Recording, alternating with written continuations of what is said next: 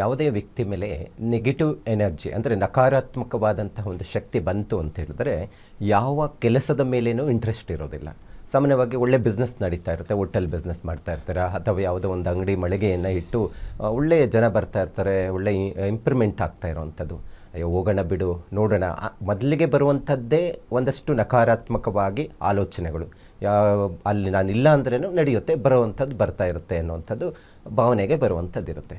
ಮತ್ತು ಯಾವಾಗಲೂ ಅವರಲ್ಲಿ ಮನೋಭಾವನೆ ಎಲ್ಲಿರುತ್ತೆ ಅಂತ ಹೇಳಿದ್ರೆ ಅಯ್ಯೋ ಏನು ಜೀವನನೋ ಏನೋ ಈ ಥರ ಮನಸ್ಥಿತಿಗೆ ಹೋಗುವಂಥದ್ದು ಇರುತ್ತೆ. ನಂತರ ಒಂದಷ್ಟು ಲಕ್ಷಣಗಳು ನಮ್ಮ ಮುಂದೆ ಕಾಣಿಸ್ತಾ ಇರುತ್ತೆ.